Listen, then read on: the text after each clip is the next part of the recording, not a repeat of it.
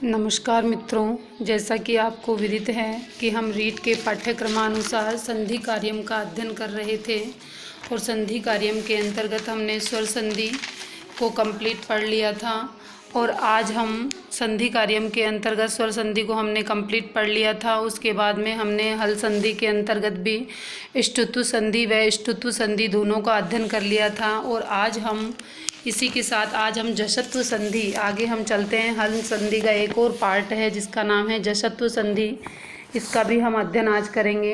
ये देखिए जशत्व संधि, इसका सूत्र है झलाम जशो अंते वृत्ति पदांते झलाम जसे शु, अर्थात पद के अंत में झलों के स्थान पर जस आदेश हो जाता है। अब झलों में कौन कौन आता है, देखो इसका भी हमको पूरी तरह से ज्ञान होना चाहिए कि झलों के अंतर्गत कौन कौन आता है। देखो किसी शब्द में यदि झल अर्थात वर्ग के पहले, दूसरे, तीसरे और चौथे वर्ण तथा श, स और है हो तो उसके अंतर कोई भी अन्य वर्ण हो तो झलों को जस आदेश हो जाता है। अब देखो फिर से पढ़ते हैं एक बार हम। किसी शब्द में यदि झल अर्थात वर्ण का पहला, दूसरा, तीसरा और चौथा अक्षर। अब झल में कौन कौन आएगा, वर्ण का पहला, दूसरा, तीसरा, चौथा। जैसे मान लो अपना वर्ग है। अब वर्ग का पहला अक्षर कौन है, क, दूसरा कौन है, ख, तीसरा कौन है, ग और चौथा कौन है, ड। अर्थात कोई भी अक्षर आए तथा श, स और है हो तो उनके अंतर कोई भी अन्य वर्ण हो तो झलों को जस आदेश हो जाता है। उसी वर्ग का तीसरा वर्ण अर्थात ग, ज, ड, द, ब हो जाता है। अर्थात वह अपने वर्ग का उसको केवल और केवल तीसरा अक्षर होना है। अब ये देखो अपने वर्ग का तीसरा अक्षर कैसे होगा, अभी अपन आगे इसमें मैं आपको बिल्कुल अच्छे से व्याख्या सहित समझाऊंगी इसको। देखो नियम व्यापक करने पर भी मात्रा में उदाहरण ऐसे ही मिले हैं जिनके अनुसार क, च, ट, त, प पद के अंत में होते हैं और अंतर कोई वर्ण नहीं होता तो कोई क्रमशः ग, ज, ड, द, ब अर्थात वह अपने वर्ग का तीसरा अक्षर हो जाता है। आप तो ऐसे याद रख लो कि वह अपने वर्ग का तीसरा अक्षर हो जाता है। तो अपने वर्ग का तीसरा अक्षर कौन होगा, जैसे मान लो क है तो क के वर्ग का तीसरा अक्षर कौन होगा, क के बाद में ख और घ, तीसरा अक्षर क्या हो जाएगा, ग हो जाएगा। अपने वर्ग का तीसरा अक्षर कौन हो जाएगा, ग आदेश हो जाएगा। ठीक है, तो झलों के स्थान पर जस आदेश हो जाता है। अब देखो झलों में कौन कौन आता है, देखो वर्ग का पहला, दूसरा, तीसरा और चौथा वर्ण। वर्ग का पहला, दूसरा, तीसरा और चौथा वर्ण, ये तो कौन होते हैं, झल। अब पहला, दूसरा, तीसरा, चौथा कौन हो जाएगा, जैसे मान लो क वर्ग है, क वर्ग का पहला कौन हो गया, क, ख वर्ग का पहला कौन हो गया, ख, ग वर्ग का पहला कौन हो गया, ग नहीं। अब जैसे मान लो क वर्ग है तो क वर्ग का पहला कौन हो गया, क, दूसरा कौन हो गया, ख, तीसरा कौन हो गया, ग, चौथा कौन हो गया, घ। और इसी प्रकार से यदि च वर्ग को अपन लेते हैं तो च वर्ग के भी शुरू के चार अक्षर, मतलब उसका जो अंतिम अक्षर होता है उसको हम नहीं गिनते हैं। और कौन है, ऊष्म वर्ण। तो मैंने आपको बताए थे ऊष्म वर्ण, जिनको बोलते समय हमारे मुंह से ऊष्मा निकलती है, मतलब गर्म हवा निकलती है, वे ऊष्म वर्ण होते हैं। बोल के देखो और मुंह पे हाथ लगा के देखो, श, स और है। इनको बोलते समय हमारे मुख से बहुत ज़्यादा हवा निकलती है। इसका मतलब ऊष्म का मतलब होता है गर्म हवा, जिसको बोलते समय हमारे मुख से निकलती है वही क्या कहलाएगा, हमारा क्या कहलाएगा, ऊष्म वर्ण, अर्थात श, स और है कहलाएगा। ठीक है, अब इनके स्थान पर जस आदेश हो जाता है। देखो वर्ग का तीसरा वर्ण। अब वर्ग का तीसरा वर्ण कौन होता है, देखो जैसे मान लो क वर्ग है। अब क वर्ग का तीसरा कौन हो जाएगा, क का ख, क, ख, ग, घ, ड। ऐसे ही च, छ, ज, ये तीसरा वर्ण हो गया। देखो प, फ, ब, ये रहा क हो गया, है ना, क वर्ग का ग हो गया। इस तरह से वह अपने वर्ग का तीसरा अक्षर हो जाता है। अब ये देखो इसमें बहुत ही विस्तार पूर्वक बहुत अच्छे से इन्होंने बताया है। देखो दिक प्लस अंबर। अब क वर्ग है, अब क वर्ग का तीसरा कौन सा अक्षर हो जाएगा, क, ख और घ।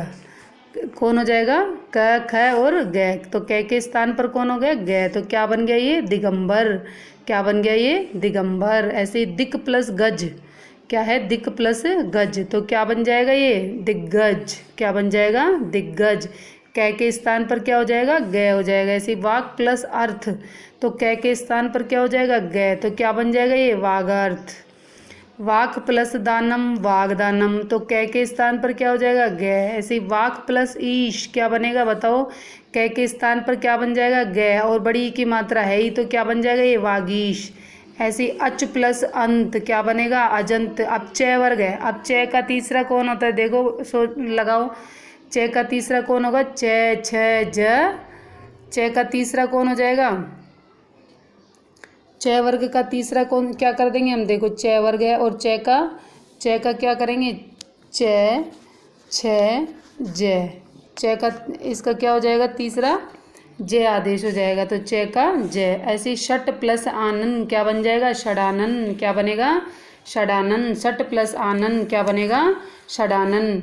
यदि उपयुक्त जल वर्गों के पहले, दूसरे, तीसरे और चौथे वर्ण तथा श है पद के बीच में हो, पदांत में न हो तथा उसके बाद में झष वर्ण का तीसरा व चौथा वर्ण में से कोई हो, तो झलों के जस वर्ग का तृतीय वर्ण आदेश हो जाता है। इसमें भी झलों के स्थान पर वर्ग का चतुर्थ वर्ण के उदाहरण मिलते हैं। जैसे तृतीय वर्ण हो जाता है, जैसे देखो मान लो बुद्ध है, तो क्या हो जाएगा, जो सामने वाला है वही करना है हमको, तो क्या बना देंगे हम, द को क्या बना देंगे, द बना देंगे, तो क्या बन जाएगा, बुद्ध।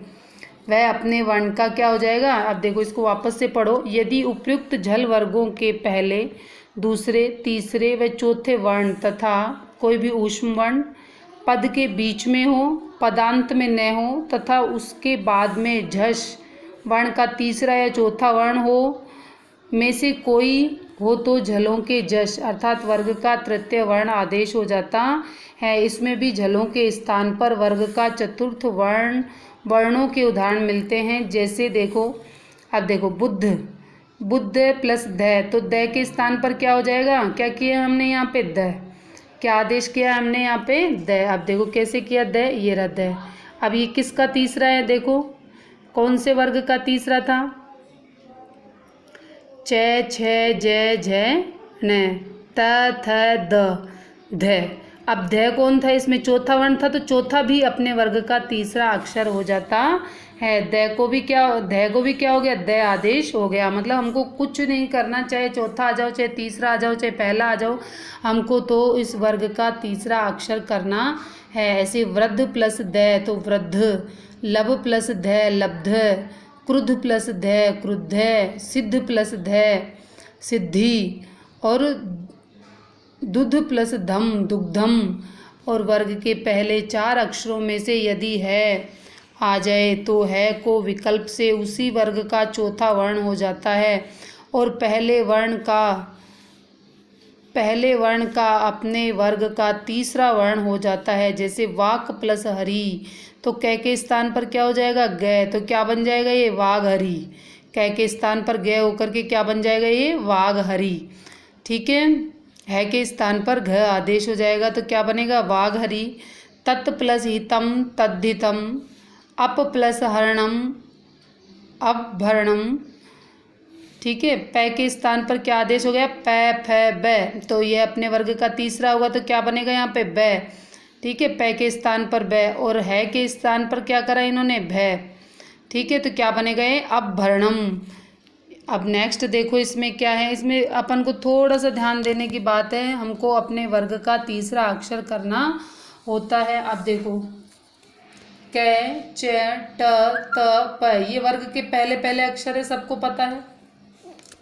से परे यदि कोई अनुनासिक वर्ग आए, कोई भी अनुनासिक वर्ण आए, तो वह विकल्प से अपने वर्ण का पांचवा वर्ण हो जाता है, अर्थात उसके स्थान पर तीसरा तथा पांचवा दोनों होते हैं। अर्थात वह अपने, अब देखो ये क्या कह रहा है, यदि कै, च, ट, त, प से परे यदि कोई अनुनासिक वर्ण आए, आ जाए तो वह विकल्प से अपने वर्ग का 5वां वर्ण हो जाता है, अर्थात उसके स्थान पर तीसरा तथा 5वां दोनों होते हैं। अब देखो दिक् प्लस नाग, देखो दिक् प्लस नाग। अब नाग क्या है यहाँ पे, नाग क्या है, अनुनासिक शब्द हो गए, तो दिक् की जगह क्या हो जाएगा, दिंग।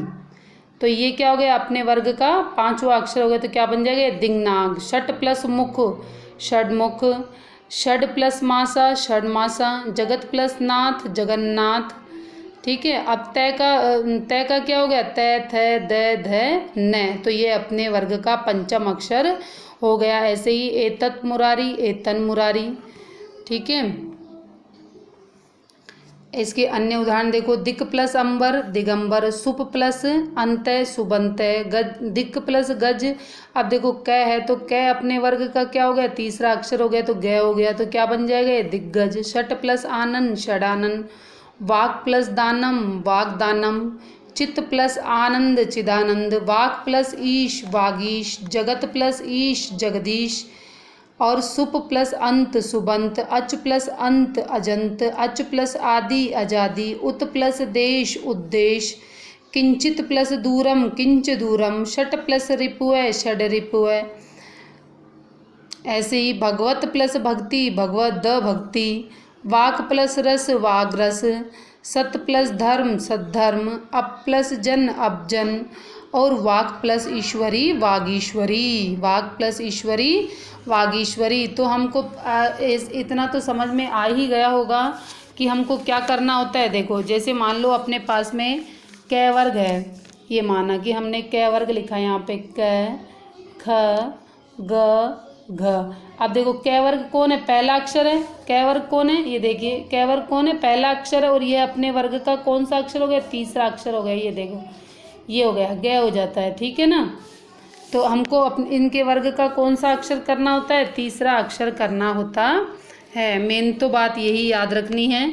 इसी प्रकार का प्रश्न परीक्षा में बनेगा। वर्ग के चतुर्थ वर्ण के बाद पुनः किसी वर्ग ये देखो, वर्ग के चतुर्थ वर्ण के बाद पुनः किसी वर्ग का चतुर्थ वर्ण आता है तो पहले आया हुआ चौथा वर्ण अपने ही वर्ग का तीसरा अक्षर हो जाता है। देखो मैंने आपको बताया था कि हमको कुल मिला के क्या करना होता है, तीसरा अक्षर करना होता है। ऐसे क्रुद्ध प्लस ध, क्रुद्ध। सिद्ध प्लस धी, सिद्धि। शुभ प्लस ध, शुभ। लब प्लस ध, लब्ध। दुध प्लस धम, दुग्धम। वृद्ध प्लस धी, वृद्धि। आरंभ प्लस ध, आरब्ध। अपवाद है मैं और मात्र प्रत्यय परे रहते पांचवा वर्ण नित्य होता है। जैसे वाग प्लस में, वाग में।